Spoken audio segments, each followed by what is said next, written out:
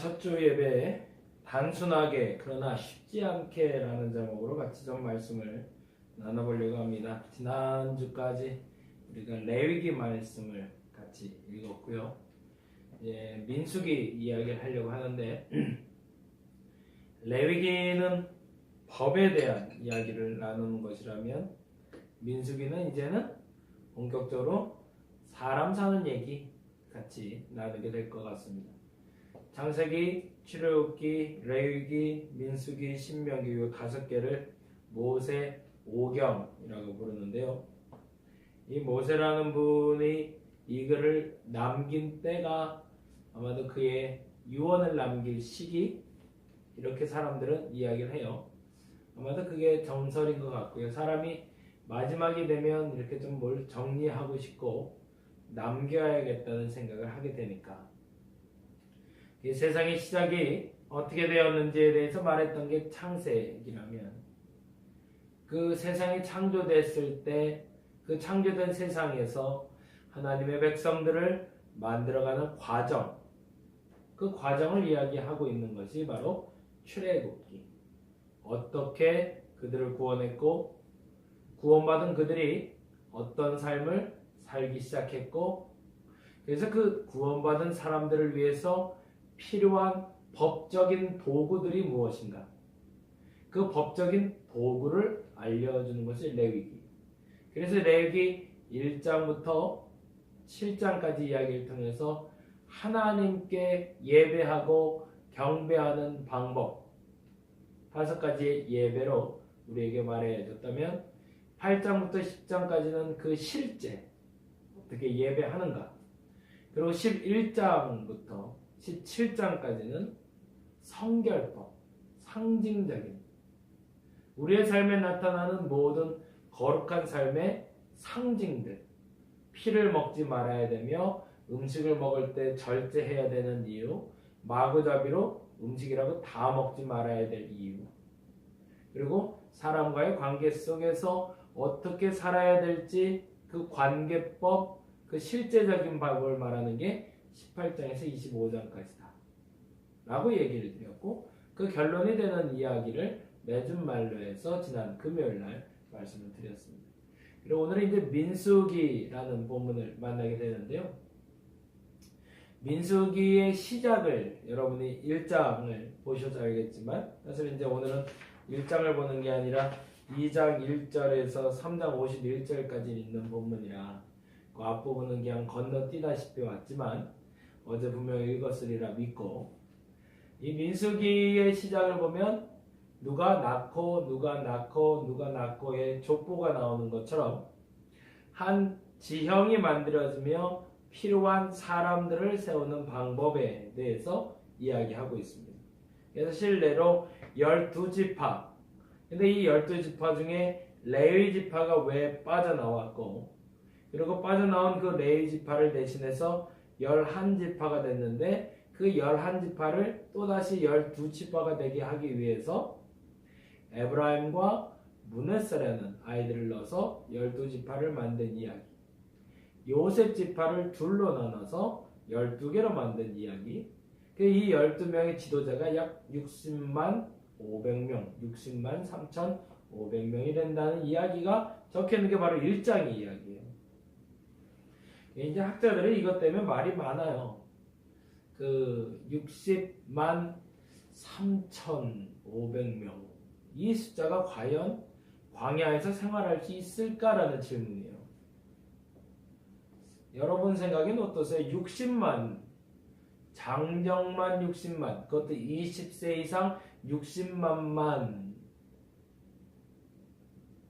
그러면 결혼한 사람 전제로 봤을 때 20세 이상의 남자를 가장으로 본다면 곱하기 4로 했을 때 4르게 24 약 240 뭐 좀 쳐낸다 해도 200만 정도 되는 사람들이 광야 생활을 할 수 있었을까? 이 민수기 1장을 읽으면서 벌써 그 고민에 빠지는 거죠. 창세기 1장을 읽으면서 태초에 하나님이 천지를 창조하시느라 라는 걸 읽으며 이게 말이 돼? 라고 말하면서 당황스러워하는 사람들처럼 민수기 1장을 읽으면서는 이게 말이 돼? 200만이 어떻게 광야에서 살아? 라고 질문을 던질 수 있다는 거죠.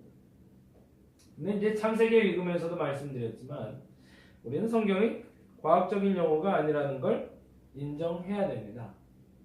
그거는 과학보다 못하다, 과학적으로 평가하지 말아야 된다라는 얘기가 아니라 이거는 과학적인 용어와 실내들을 적어 놓은 책이 아니라 신앙의 책이라는 걸 인정해야 된다는 거예요. 신앙의 전제는, 과학의 전제는 가설이라면 신앙의 전제는 믿음입니다. 만일에 이것이 신학의 전제가 된다면 학설이 돼야 되겠죠. 근데 보다 정확히 말하면 가설과 학설도 정대되지 않은 정답은 아니다라는 걸 우리가 알아야 됩니다.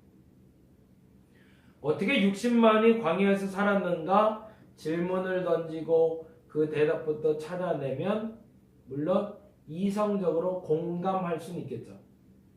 뭐 틀린 얘기는 아니니까. 이게 말이 돼? 말이 되니까 하지 라고 하면서 설명해낼 수 있다면야 뭐 더 굳이 설명할 필요는 없겠지만, 만일에 이것이 이제 문제가 돼서 신앙생활이 힘들다라고 말하면 거기에는 뭐 제가 할 말이 없다고 말할 수는 없지만 시작을 잘못했다고 말하고 싶은 거예요. 왜요?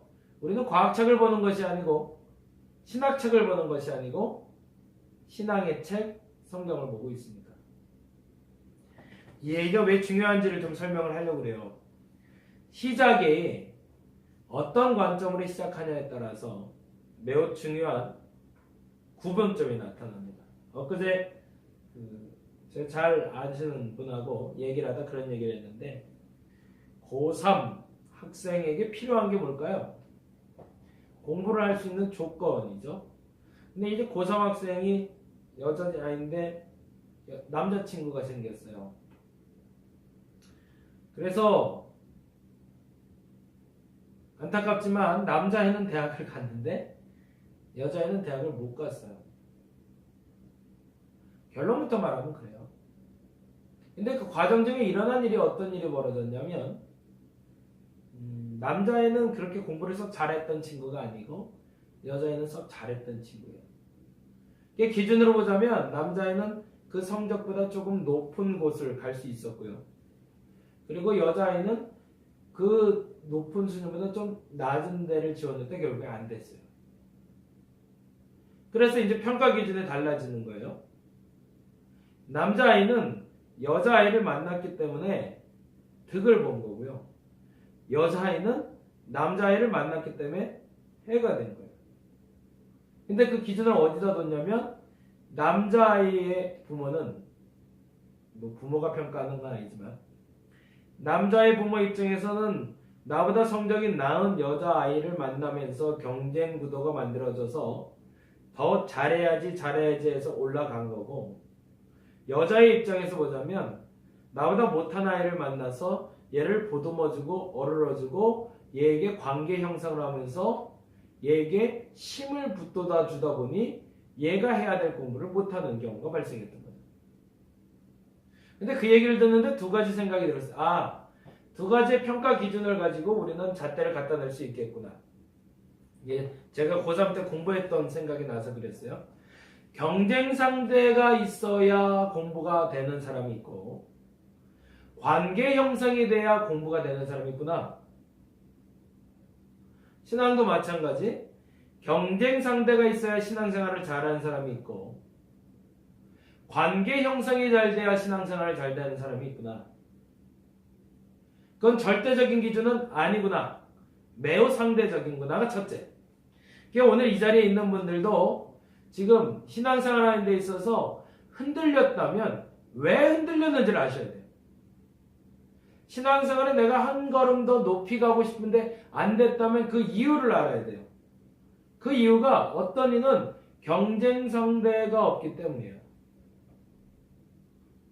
조금 더 나보다 신앙생활을 더 잘하는 사람, 더 많은 경험을 한 사람, 더 많은 간증이 있는 사람, 소위 말해서 더 많이 복받은 사람을 쫓아가야 될 사람인데 복받은 그 사람, 그 경쟁 상대가 없거나 아니면 누군가와 관계를 통해서 그 신앙이 건강해야 되는 사람인데 그 관계를 맺을 사람이 없기 때문에 신앙생활에 실패했거나 지금 힘들어하고 있다는 얘기입니다. 잘 생각해 보세요. 지금 여러분에게 필요한 잣대가 무엇인지를 갖다 대라는 겁니다. 그래야 신앙생활이 시작이 되니까. 아까 말한 대로 이건 절대적인 건 아닙니다. 상대적인 겁니다. 그래서 한 가지 더 생각이 된 게 너무 큰 교회, 그러니까 지향하고 있는 저 경쟁 심리를 너무 무시하지 말아야겠다라는 생각을 했어요. 제 개인적인 생각이. 누구보다 더 나아지고 싶고 1등이 되고 싶고 다른 여느 교회보다 더 잘 되고 싶은 저들의 욕망, 그건 무조건 잘못됐다고 말하지 말자.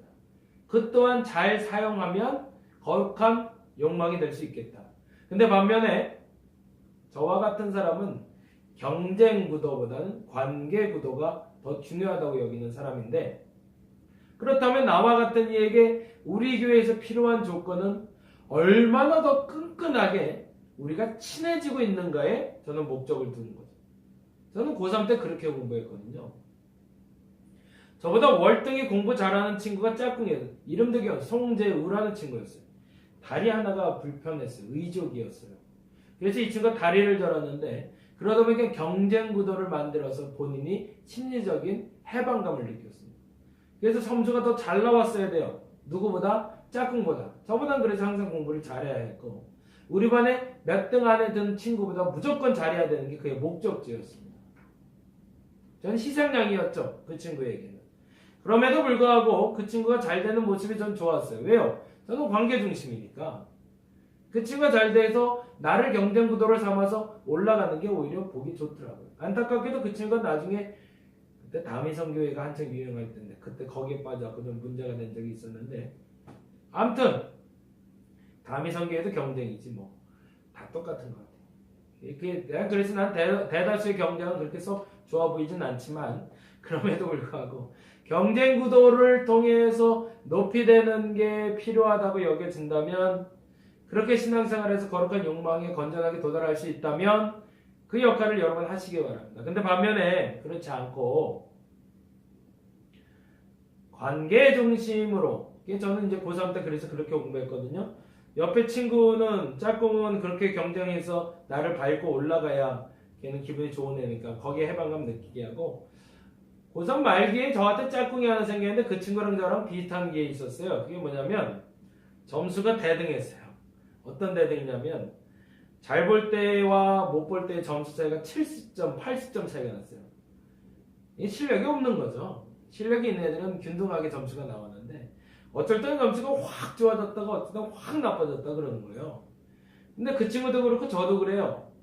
이게 언제 관계가 좋으면 점수가 잘 나오고요. 관계가 나쁘면 성적도 안 나오는 거예요. 근데 그 친구랑 친해졌어요.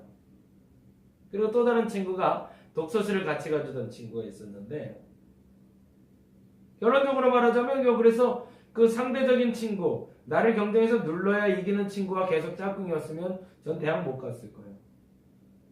근데 반면에 그 친구랑 바뀌어서 관계 중심에 성적이 같이 나락으로 떨어졌다가 승승장구했던 그 친구와 같이 관계가 해결이 되니까 점수는 높아지는 걸로 결론이 나더라고요. 여러분이 잘 선택하셔서 결정 내리시고 같이 신앙생활 했으면 좋겠습니다.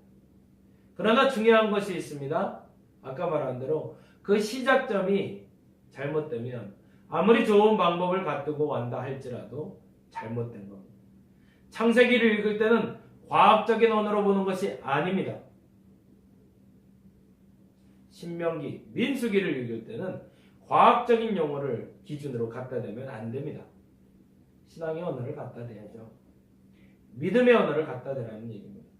믿을 수 있는가, 믿고 보는가, 의심하고 보는가에 차이가 있더라고요. 태초에 하나님이 천지를 창조하셨습니다. 그걸 우리는 왜? 라는 질문이 아니라 아멘으로 대답할 수 있는 사람이라는 거죠. 민수기 1장부터 시작해서 개수한이 60만 3,500명이더라. 왜가 아니라 아멘. 할 수 있을 때 민수기를 성경으로 읽을 수 있다는 얘기입니다. 나중에 이걸 이제 성경 공부를 하거나 신학적인 접근을 할 땐 거기는 왜라는 질문을 던져야죠. 근데 우리는 지금 신앙의 언어로 읽고 있으니까 이 신앙의 언어로 읽을 때는 그때만큼이라도 우리는 왜라는 질문이 아니라 아멘이라는 질문으로 말씀할 수 있습니다. 그렇게 되면 민수기를 볼 수 있어요. 어떻게 하다 보니까 이 얘기가 조금 길어졌는데 이 부분이 중요하다는 생각이 문득 드네요. 아까 말한 대로 시작점을 어떻게 하는가. 민수기는 사람의 숫자를 센 이야기. 그러면 그 사람의 숫자가 맞는가 틀리는가 거기에 집중하기보다 그 사람들이 어떻게 살아냈는가, 왜 그 사람들이 그렇게 힘들어했는가를 알아내는 게 중요하다. 근데 이걸 신앙의 언어로 읽어내면 그 신비 속으로 들어가거든요. 창세기가 하나님의 말씀으로 창조됐다는 걸 알고 난 후부터는 내가 하나님의 말씀으로 창조되고 있다는 걸 알기 때문에 흥분을 경험할 수 있습니다. 왜요? 지금도 하나님의 말씀으로 나를 창조하고 계시기 때문입니다. 민수기를 보면서 우리는 이 어마어마한 삶의 현장이 우리의 삶의 현장임을 느낄 수 있다는 거예요. 실례로 오늘 본문에 읽은 이야기는 개수하고 나누고 짜집고 해서 조직을 나누는 이야기가 나오고 있는데 그 조직의 중심에는 성막, 보다 정확히는 법궤가 중심에 들어가 있습니다. 그리고 이 법궤를 중심으로 세 지파씩 거주지를 결정해서 머물게 하고 이동할 때도 성막이 먼저 일어나면 성막을 따라서 이동하는 이야기가 바로 1장, 2장, 3장 오늘까지 본문 이야기예요. 근데 중요한 건 여기서 제일 중요한 건 무엇이 앞서고 있는가 그리고 어떻게 앞서고 있는가라는 겁니다. 사람들에게 만일에 깃발 하나를 들고 쫓아와라 그러면 60만이라는 사람이 이 깃발 하나 보기는 힘들었을 거예요. 근데 하나님은 탁월한 방법으로 인도하십니다. 구름 기둥이 떠오릅니다. 그리고 불 기둥이 떠오릅니다. 그래서 그 구름 기둥과 불 기둥이 저 높이 하늘에 떠오른 걸 보고 하늘을 바라보고 쫓아가게 만드는 방법을 하나님 택하셨어요. 신앙생활의 시작은 그렇게 되는 겁니다. 저 하늘 보고 가는 겁니다. 저 하늘에 구름이 뜨면 구름을 따라가는 겁니다. 저 하늘에 불이 뜨면 불을 따라가는 겁니다. 왜? 가라 하셨으니까. 그렇게 앞으로 가는 겁니다. 뒤로 가는 것이 아니라. 하나님의 기둥이 떠오르면 구름 기둥과 불 기둥이 떠오르면 출발하는 겁니다. 그게 신앙의 시작이라는 겁니다. 하나님이 가라 하면 가는 겁니다. 하나님이 멈추라 하면 멈추는 겁니다. 그 기준점은 저 하늘로 떠오른 구름 기둥과 불 기둥에 있습니다. 그리고 땅에서는 그 시작점은 성막, 곧 말씀에 있다는 것을 우리는 믿음으로 고백해야 된다는 겁니다. 그리고 나서 이동할 때 누가 앞선이 누가 뒷선이는 결정되어 있었습니다. 그리고 레위 지파는 그 성막의 모든 도구들을 들고 먼저 누군가는 성막을 거두고 성막을 거둔 후에 출발하면 그 다음에 성막 안에 물두덩을 지고 법궤를 지고 그리고 쫓아가게 되어 있었습니다. 그리고 법궤가 제일 앞장서서 출발을 하면 법궤를 따라서 이스라엘 백성들은 이동을 하되 그 이동하는 순서는 유다 지파, 베냐민 지파, 스므온 지파 등등의 각 지파의 순서대로 이동하다가 한 4시간쯤으로 학자들이 얘기해요. 4시간쯤 이동하면 60만이 4시간 이동하면 갈 만큼 갔기 때문에 멈추는 겁니다. 그리고 한 4시간 정도의 시간을 거쳐서 다시 진영을 갖추는 일. 그러니까 하루 종일 이동할 수 있는 시간은 4시간 정도. 그걸로 족하다라고 말하는 거죠. 여기에 신앙적인 의미가 있다는 것을 말씀드리는 이유는 첫째는 우리는 하나님이 움직이라 할 때 움직이는 것이 신앙이라는 걸 믿음으로 고백하는 것이 민수기며 우리의 삶의 자리라는 겁니다. 그리고 두 번째는 그것이 불기둥과 구름기둥이지만 하늘의 움직임에 따라서 이 땅에서 움직일 때는 말씀 중심으로 움직여야 된다는 것이 두 번째 가르침입니다. 그리고 나서 그 시작점에서 출발해 가는 거리와 시간이 비록 짧다 할지라도 거기에 원망과 불평이 없이 가는 것이 신앙생활이라는 거예요. 이 말이 무슨 말인지 이해가 되면 이제 신앙생활 시작이 됩니다. 세상은 빠르게 돌아가거든요. 빨리 성취해야 되거든요. 뭔가 눈앞에 확확 나타나야 되거든요. 근데 실질적으로 신앙생활을 시작하고 나서 그렇게 아니라는 거예요.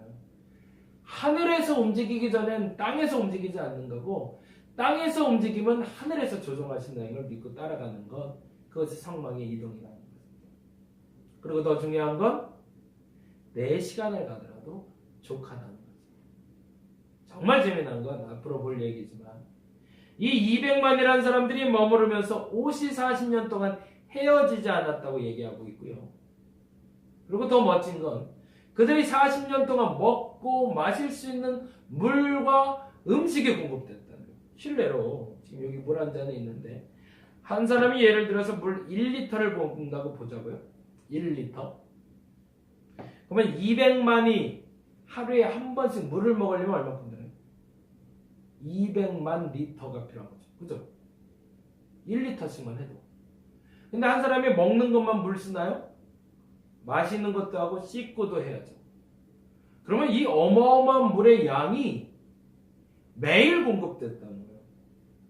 그게 은혜죠. 만나가 매일 내려왔대요. 그건 무슨 말이에요? 하나님은 결코 당신의 움직임에 따라 이 땅에서 말씀의 움직임에 따라 움직이는 사람들에게 먹을 것과 입을 것을 걱정하지 않게끔 만들어 주시는 것이 하나님의 약속이라는 겁니다. 그래서 오늘 제목이 그래요. 되게 단순하잖아요? 이 단순한 일을 시작하는 게 신앙생활입니다. 근데요, 쉽지는 않아요. 하나님이 하라면 하면 돼요. 단순해요. 근데 쉽지는 않아요. 그런데 이 쉽지 않은 길을 가는 것이 바른 길입니다. 어쩌다 보니까 계속 이제 성경을 이야기하며 우리 교회의 가치와 앞으로 신앙생활에 나아갈 기준에 대해서 말씀을 드리게 되는데요. 저와 여러분의 기준이 그렇게 됐으면 좋겠습니다. 목적지는 하나여야 됩니다. 그리고 내가 바라봄의 대상도 하나여야 됩니다. 하나님 보고 가는 겁니다. 신앙생활을 시작했다면. 공부를 한다면 아니고 지금 신앙생활 하는 거라면 앞에 보고 가시기 바랍니다. 하늘 보고 가시기 바랍니다. 구름기둥이 떠오르나 불기둥이 떠오르나 보시기 바랍니다. 떠오른다면 움직이시기 바랍니다. 근데 하늘을 쳐다봤는데 움직이지 않으면 멈추시기 바랍니다. 그리고 만일에 움직였는데 그 움직임이 거북이 걸음 마냥 4시간도 채 가지 못하고 또 정리하라고 한다 할지라도 멈출 수 있는 여러분 되시기 바랍니다. 단순한 삶, 그러나 그 단순한 삶에 하나님은 먹을 것과 입을 것을 채우시며 여러분에게 부족하지 않게 공급해 주실 겁니다. 새롭게 시작된 광야 생활 오늘 하시는 분들도 있고 앞으로 이 생활 같이 해야 될 사람도 여기 앉아 있고 그리고 이 생활이 이미 익숙해진 분들도 있을 겁니다. 그 은혜의 감격, 그 은혜의 삶을 통해서 저 시온, 저 가나안을 향해 걸어갈 수